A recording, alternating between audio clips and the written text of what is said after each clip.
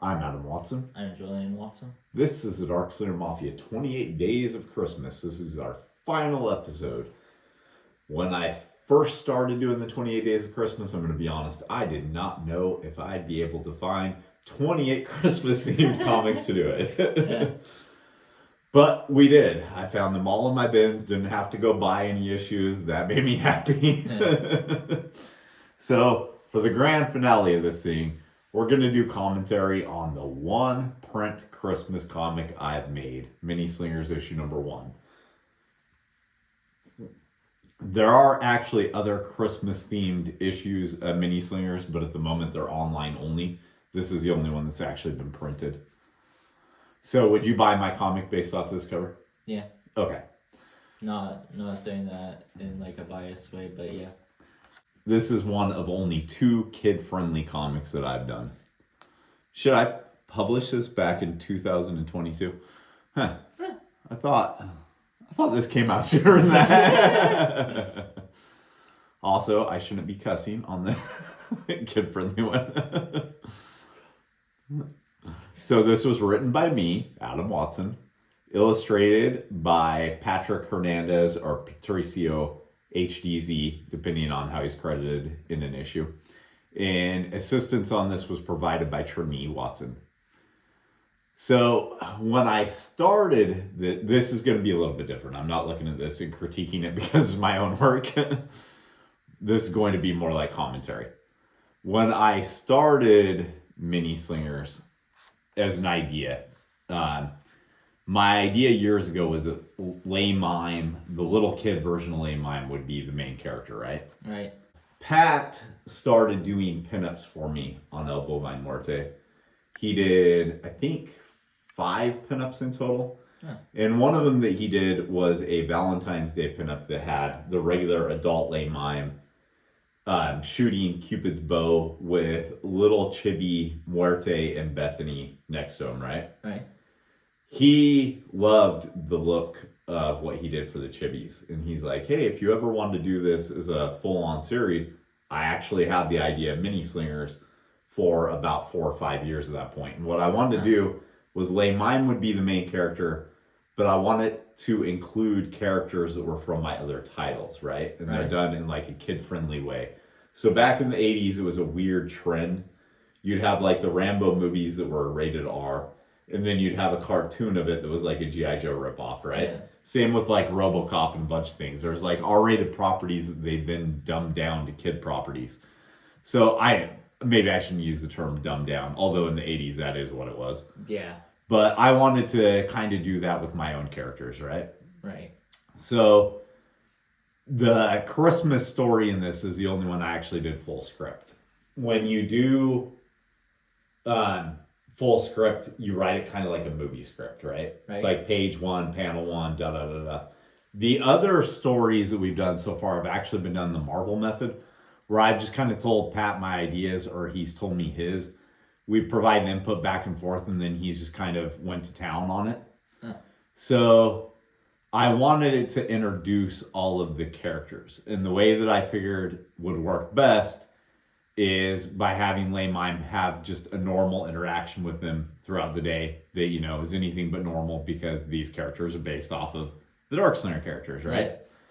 So it starts off with him Christmas shopping with his parents. And the first thing they need to find is a trench coat for the Pauper. The Pauper is actually the first comic I ever published. No, that's not true. The Pauper saw print after Ghost Assassin Prelude, but it's the first one ever actually completed. So this character is Katie, who's one of the main characters from Principalities. Principalities has had 2 issues released, but I'm not happy with what I did. So I've actually not reprinted those and am going to print on a totally new concept for it. All the same, that's where she comes from. So she's going up to Lay Mime, trying to give him a gift, which freaks him out because he knows that she's in love with him. And he's not ready for that yet. So he takes off so fast that it leaves a smoky Lay Mime where he was standing. But she can fly, so she's just flying after him, trying to give him her present. Poor Katie. Yeah. And he runs smack dab into the pauper, spilling his grape juice all over him. He's wearing a purple jacket, so it's like, what would that even do, right? Right. But whatever the case, his parents now have to buy a trench coat for the pauper for Christmas. Yeah. Lay Mime is not happy about this. He's not happy about any of it. I don't remember if this was in the script or if this is a pad edition, but I do really like that his parents are buying striped pajamas because, they're mimes. They always wear stripes, right? Yeah. Yeah. So Lay Mime's complaining about how he doesn't want to have a Christmas party. And the parents are telling him that the holidays are time for your family and friends. So he's going to do it whether he likes it or not. And a very grumpy little Lay Mime is saying that he doesn't have any friends. Then next on the list, they need to get Nerf darts for David. Now, in Ghost Assassin, David is the main character who's a hitman. Sees ghosts, right? Right. I wanted to incorporate the fact that he was a hitman right away, but do it in a kid way, right? Yeah. So the pauper can't quite catch Lay Mime. The solution to this is to hire David to take Lay Mime out. And what's the payment for David in this world? Candy. Yeah. Yeah, I kind of wanted to set David up as an almost Calvin type character when I was writing him. So I love what Pat did here. Yeah. With the Nerf darts just flying at Lay Mime. And he's so excitedly chasing him. Which leads Lay Mime directly into the kindergarten, where all of his issues are going to start. Because he goes running towards the sandbox and accidentally trips and rips Mr. Muffkin's, Sally's stuffed teddy bear. So Sally is probably the least changed from the comic that she comes from. Yeah. She comes from Chronicles von Helsing. She's a child vampire, and she's a child vampire in this. Yeah. And her whole thing is that she's had a teddy bear that she's had for generations. So the vampires have had to keep changing out parts to it, right? Right. In the Minislingers world, she's not old like she is in Chronicles von Helsing. Yeah. So there needed to be reasons why Mr. Muffkins just had like a rough go of it, right? Right. So the parents think they're buying a new Mr. Muffkins, but that's not what Sally has in mind. These are new parts for Mr. Muffkins. Yeah. So in this world, she fixes him herself. When I wrote this, I wanted all of the kids to be watching very disturbed by what Sally was doing. I think Pat captured that perfectly. Yeah. And I really like the way that she's ripping him apart like that. Yeah. In later issues, anytime Sally gets mad, her eyes actually go red. Mm. We didn't do that in this particular one, but Katie finally got to give Lay Mime his present. And then we see the other members of the Minislingers universe that are kind of main characters that aren't, they don't have their own little story in this as an introduction, but Zeke and Robert, who are the brothers from Chronicles von Helsing, these are the kid versions of them. So it looks like Robert got a steak, and Zeke is not happy about that. No. And what did Katie give Lay Mime? She gave him mistletoe so that she can kiss him. And this was probably the first thing I ever wrote for Minislingers. I always had it in mind that Lay Mime would get shot in the face with a Nerf dart. David would say assassinated as Popper was handing him a candy cane. And then if I remember right, this is actually something Pat added. I don't think this was in my script. I could be wrong. But it's all of them sitting down to a family dinner. And here you get to see pretty much everybody. Katie and Gabriel are both from the principalities. And in this world, he's kind of like a dad figure to her. Robert, Sally, Zeke, and Jeannie Marie are all from the Chronicles von Helsing. This is a much saner Jeannie Marie that appears in this. Lay Mime from El Bovine Muerte. He doesn't actually have parents that are shown as of yet in El Bovine Muerte, but he does in this world. And then we have David and Kate and Brad from Ghost Assassin. Kate and Brad are his parents. Yeah. In Ghost Assassin Origin, Kate is shown to be a ghost. So I wanted to go ahead and make his mom a ghost in this too. Yeah. And then the Popper from the Popper. And then this is actually something Pat came up with on his own. It's a little nice, kind of almost poem of what did the Minislingers get this year. So when we did this particular story, we were still hyphenating Minislingers. In the newer issues, we don't. We just do it as one word, Minislingers. But I really like everything he did here. Le Mime gets cheese because that's his whole thing in El Bovine Muerte. Yeah. Katie gets a Le Mime doll because she's in love with him. Robert gets some badass looking steaks. David gets new guns. The Popper gets a detective kit because that's kind of his thing. Zeke gets monster movies on Blu-ray. Sally gets crayons, and then she colors pictures of all of them. So for the next story, I didn't have anything in mind, really. I wasn't sure exactly where we would take this. I just kind of want to see how it was received. And between the two of us, we came up with this whole idea of doing a show and tell, right? Right. Now, these are actually different images that Pat drew that I cut up and photoshopped into a blackboard for the purpose of doing like cut pages in between the issues. I think it actually turned out really well. Yeah. I don't think you can tell that this Muerte is from the Mother's Day pinup. And this Mr. Muffkins, I think, is from the Halloween special, if I remember right. But this is actually the third story that was published, because before we went to print on this one, Pat came up with an idea I liked for Halloween. We actually did a Halloween one. Yeah. I think I've showed that on the channel before. But this is a show and tell page.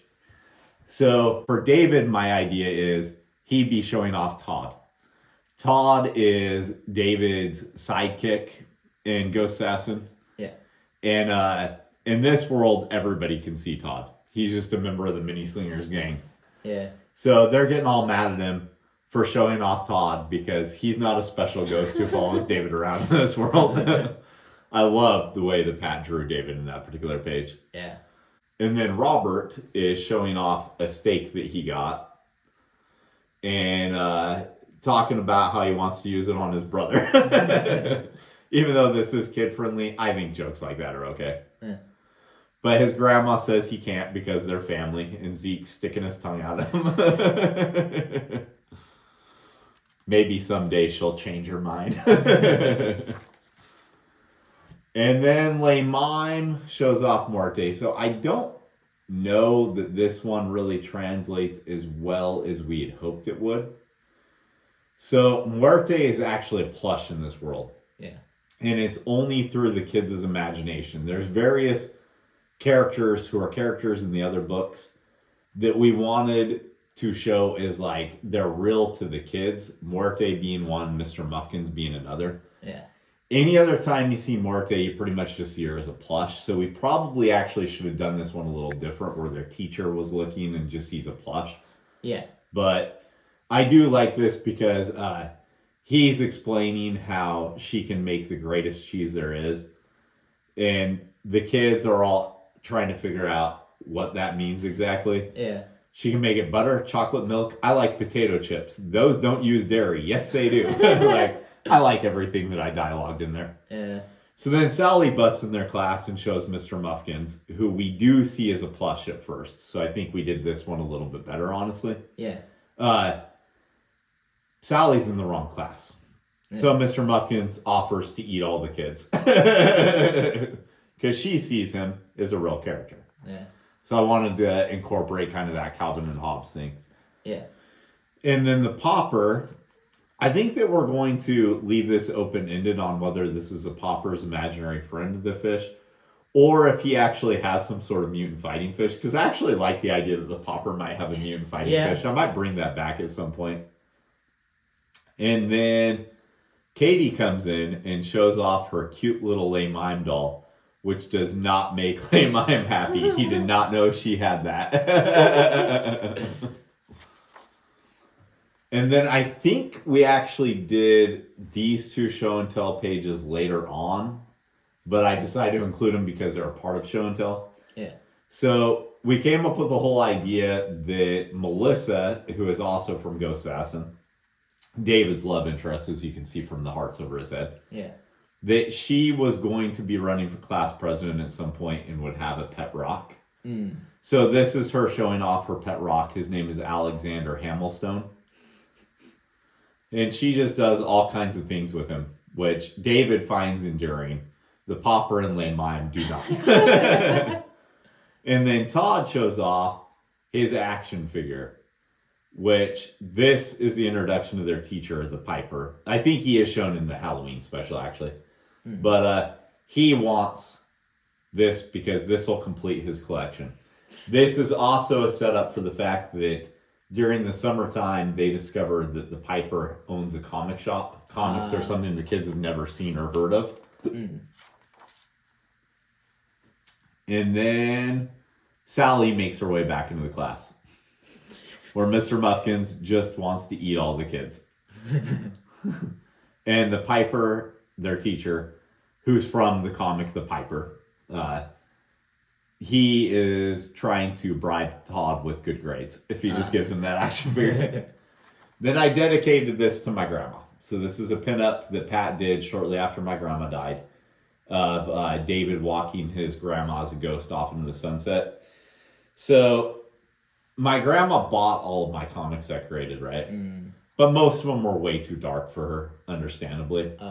This is the only thing I created while she was alive that she really, really liked. So I decided to include this pinup in there as a dedication to Grandma. Yeah. And then this is a pinup Pat just did one day. I don't remember if we actually posted it for anything special or if it was just something cool that he did. This actually would have made a good cover. I probably should have used that as a cover. And then this is a page that we did talking, I think, about a signing I was doing originally. But instead, I changed it to an ad for Minislingers #2, which as of the recording of this, I've not actually released yet. I need to. I haven't finished it yet. I really, really need to. Yeah, but we're just doing an ad here, and all the kids see through the fact that we're doing an ad because that's Pat and me.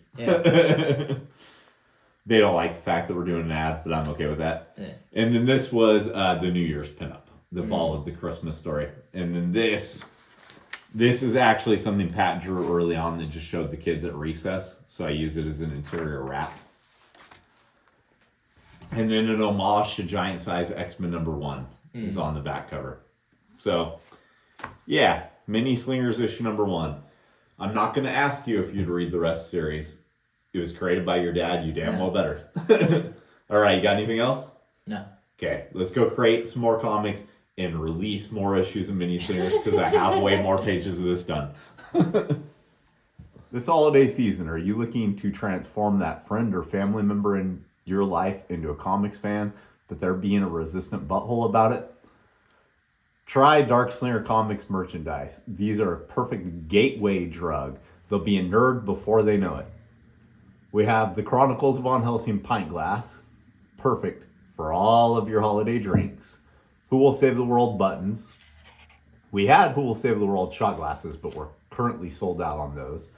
And enamel pins featuring the Minislingers in holiday designs. We have Le Mime as Santa Claus. Inspiratu is Krampus. And Todd is Jacob Marley from A Christmas Carol.